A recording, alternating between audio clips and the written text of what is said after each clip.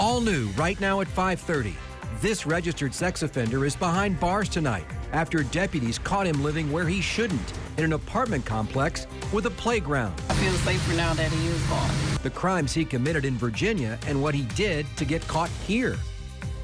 Not only was that man living too close to where kids play, but he had failed to register his address with authorities here in Florida. Investigators say he went undetected for months. New right now at 5, Channel 9's Jeff Coolidge is live outside the Charleston Estates near Sanford, where he talked with neighbors today. And Jeff, they were shocked to find out that this guy was living there the whole time.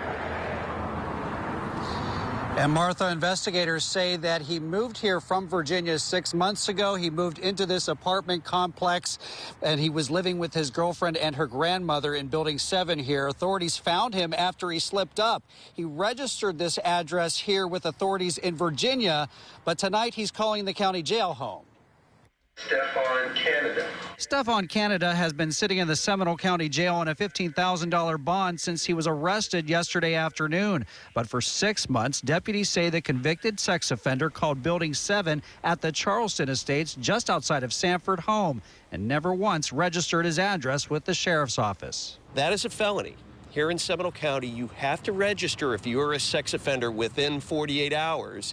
And we don't want any folks like that flying under the radar here in Seminole County. Not only that, but he can't live here by law because of this playground on the property. In 2016, Canada was convicted in a North Carolina courtroom on a charge of taking indecent liberties with a minor. One resident we talked to who did not want to be identified had no idea they had a sex offender living among them. Didn't know that. It is kind of shocking, especially with my kids walking from buses and stuff when we're not home. Investigators say Canada, who moved here from Virginia in June to start a new life, gave every excuse in the book as to why he hadn't registered here in Seminole County. At one point, he told deputies he was supposed to register the day he moved here, but couldn't find a ride. However, authorities pointed out that Canada had been seen at this Walmart and Dollar Tree store in the past. Both are in walking distance of the sheriff's office. When you're talking about 6 months where you haven't registered, there are no excuses. Now, I requested court records to get a better explanation of the charges from North Carolina where Canada was convicted, but I've not received them yet.